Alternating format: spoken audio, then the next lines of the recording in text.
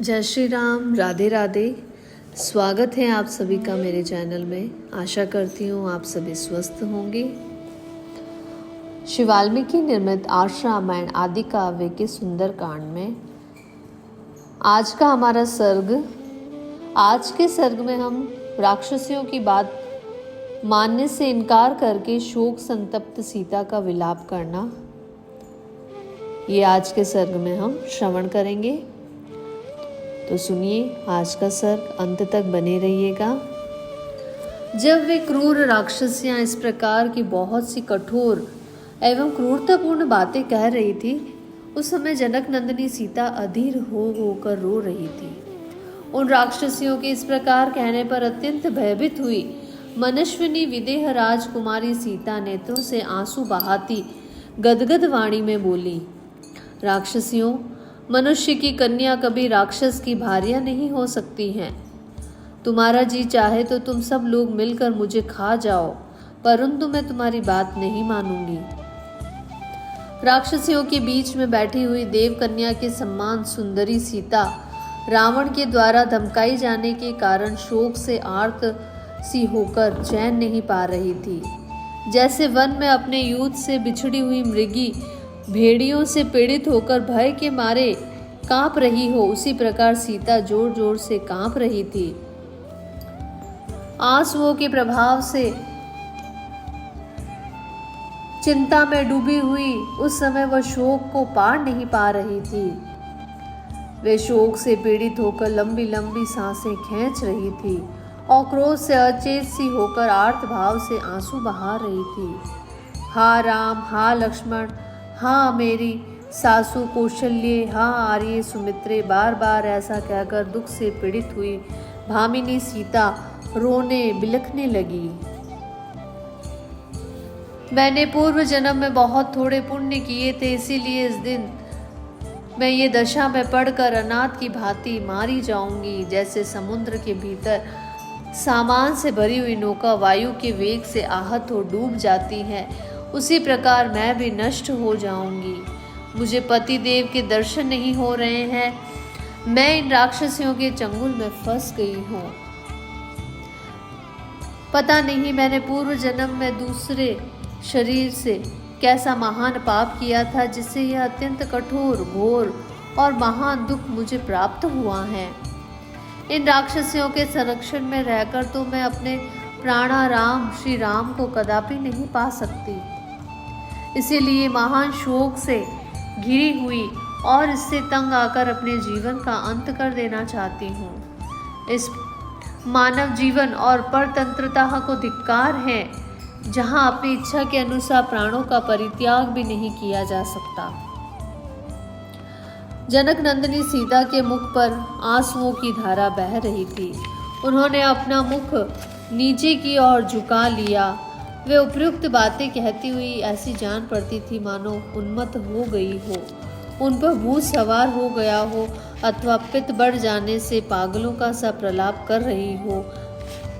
हाय, इच्छा अनुसार रूप धारण करने वाले राक्षस मारीच के द्वारा जब रघुनाथ जी दूर हटा दिए गए और मेरी ओर से असावधान हो गए, उस अवस्था में रावण मुझे रोती चिल्लाती हुई अबला को बलपूर्वक उठाकर यहाँ ले आया। अब मैं राक्षसियों के वश में पड़ी हूँ और इनकी कठोर धमकियाँ सुनती और सहती हूँ। अवश्य ही मेरा यह हृदय लोहे का बना हुआ है अथवा अजर अमर है, जिससे इस महान दुख में पड़कर मैं यह फटता नहीं है। मैं बड़ी अनार्य और असती हूँ, मुझे धिक्कार है जो उनसे अलग होकर मैं एक मुहूर्त भी इस पापी जीवन को धारण किए हुए हूँ। उस लोक निंदे निशाचर रावण को तो मैं बाएं पैर से भी नहीं छू सकती हूँ। उसे चाहने की तो बात ही क्या है। ये राक्षस अपने क्रूर स्वभाव के कारण न तो मेरे इनकार पर ध्यान देता है, न अपने महत्व को समझता है। राक्षसियों, तुम्हारे देर तक बकवाद करने से क्या लाभ है। तुम मुझे छोड़ दो, मुझे चीर दो, मेरे टुकड़े टुकड़े कर डालो, आग में सेक दो अथवा जलाकर भस्म कर डालो, तो भी मैं रावण के पास नहीं फटक सकती हूँ। श्री रघुनाथ जी विश्वविख्यात ज्ञानी, कृतज्ञ, सदाचारी और परम दयालु हैं, तथापि मुझे संदेह हो रहा है कि कहीं वह मेरे भाग्य के नष्ट हो जाने से मेरे प्रति निर्दय तो नहीं हो गए। जिन श्री राम ने दंडकारण्य के भीतर राक्षस शिरोमणि विराट को युद्ध में मार डाला था, वे मेरी रक्षा करने के लिए यहाँ क्यों नहीं आ रहे हैं? ये लंका समुद्र के बीच में बसी है, अतः किसी दूसरे के लिए यहाँ आक्रमण करना भले ही कठिन हो, किंतु श्री रघुनाथ जी के बाणों की गति यहाँ भी कुंठित नहीं हो सकती है। वो कौन सा कारण है जिससे बाधित होकर सुदृढ़ पराक्रमी श्री राम राक्षस द्वारा अपहृत हुई अपनी प्राण पत्नी सीता को छुड़ाने के लिए नहीं आ रहे हैं?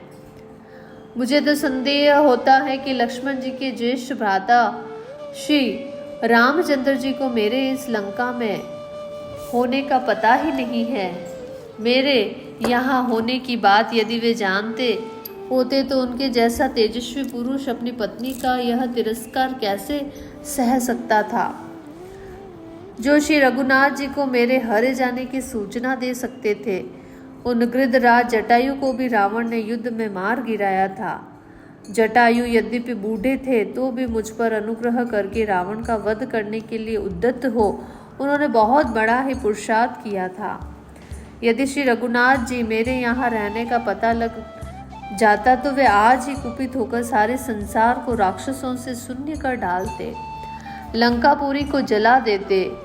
फिर भी तो निसंदेह अपने पतियों का संहार हो जाने से घर घर में राक्षसियों का इसी प्रकार क्रंदन होता जैसे आज मैं रो रही हूँ।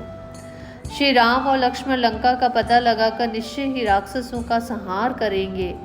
अब थोड़े ही समय में ये लंका पूरी शमशान भूमि के समान हो जाएगी। वह समय शीघ्र आने वाला है जबकि मेरा ये मनोरथ पूर्ण होगा। लंका में जैसे जैसे अशुभ लक्षण दिखाई दे रहे हैं उससे जान पड़ता है कि अब शीघ्र ही इसकी चमक दमक नष्ट होने वाली है। पापाचारी राक्षस राज रावण के मारे जाने पर यह दुर्गश लंकापुरी भी निश्चय ही विधवा युवती की भांति सूख जाएगी, नष्ट हो जाएगी। निश्चय ही मैं बहुत शीघ्र लंका के घर घर में दुख से आतुर होकर रोती हुई राक्षस कन्याओं की क्रंदन ध्वनि सुनूंगी। श्री रामचंद्र जी के सहायकों से दग्ध हो जाने के कारण लंकापुरी भी प्रभा नष्ट हो जाएगी।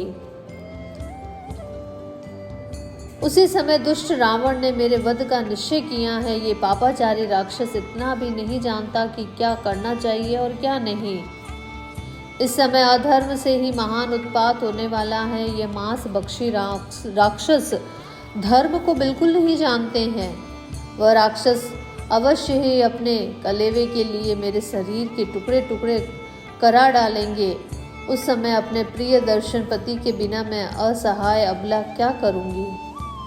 जिनके नेत्र प्रांत अरुण वर्ण के हैं, उन श्री रामचंद्र जी का दर्शन न पाकर अत्यंत दुख में पड़ी हुई मुझ असहाय अबला को पति का चरण स्पर्श किए बिना ही शीघ्र यम देवता का दर्शन करना पड़ेगा। भरत के भाई, बड़े भाई भगवान श्री राम यह नहीं जानते हैं कि मैं जीवित हूँ। यदि उन्हें इस बात का पता होता तो ऐसा संभव नहीं था कि वे पृथ्वी पर मेरी खोज नहीं करते। मुझे तो ये निश्चय ही जान पड़ता है कि मेरे ही शोक से लक्ष्मण के बड़े भाई वीरवर श्री राम भूतल पर अपने शरीर का त्याग करके यहाँ से देवलोक को चले गए हैं। वे देवता, गंधर्व, सिद्ध और महर्षिगण धन्य है जो मेरे पतिदेव वीर शिरोमणि कमल नयन श्री राम का दर्शन पा रहे हैं। अथवा केवल धर्म की कामना रखने वाले परमात्मा स्वरूप बुद्धिमान राजर्षि श्री राम को भार्या से कोई प्रयोजन नहीं है। जो स्वजन अपनी दृष्टि के सामने होते हैं उन्हीं पर प्रीति बनी रहती है, और जो आँख से ओझल होते हैं उन पर लोगों का स्नेह नहीं रहता है। अथवा मुझ में कोई दुर्गुण है या मेरा भाग्य ही फूट गया है जिससे इस समय मैं मानिनी सीता अपने परम पूजनीय पति श्री राम से बिछड़ी हुई हूँ। मेरे पति भगवान श्री राम का सदाचार अक्षुण्ण है। वे शूरवीर होने के साथ ही शत्रुओं का संहार करने में भी समर्थ है। मैं उनसे संरक्षण पाने के योग्य हूँ, परंतु उन महात्मा से बिछुड़ी गई हूँ। ऐसी दशा में जीवित रहने की अपेक्षा मर जाना ही मेरे लिए श्रेष्ठकर है। अथवा वन में फल मूल खाकर विचरने वाले वे दोनों वनवासी बंधु नरश्रेष्ठ श्री राम और लक्ष्मण अब अहिंसा का व्रत लेकर अपने अस्त्र शस्त्रों का परित्याग कर चुके हैं। अथवा दुरात्मा राक्षस राज रावण ने उन दोनों सूरवीर बंधु श्री राम और लक्ष्मण को छल से मरवा डाला है। अतः ऐसे समय में सब प्रकार से अपने जीवन का अंत कर देने की इच्छा रखती हूँ। सत्य स्वरूप परमात्मा को ही अपना आत्मा मानने वाले और अपने अंतःकरण को वश में रखने वाले वे महाभाग महात्मा महर्षिगण धन्य हैं, जिनके कोई प्रिय और अप्रिय नहीं है, जिनमें प्रिय के वियोग से दुख नहीं होता है और अप्रिय का संयोग प्राप्त होने पर उनसे भी अधिक कष्ट का अनुभव नहीं होता है। मैं अपने प्रियतम आत्मज्ञानी भगवान श्री राम से बिछुड़ी गई हूँ और पापी रावण के चंगुल में आ फंसी हूँ। अतः अब इन प्राणों का परित्याग कर दूंगी। इस प्रकार से श्री वाल्मीकि निर्मित आश्रामण आदि काव्य सुंदरकांड में हमारा ये 26वां सर्ग पूरा होता है। कल हम आगे का सर्ग श्रवण करेंगे। आपका दिन मंगलमय हो, आप सभी स्वस्थ रहें, ध्यान रखें अपना और अपनों का।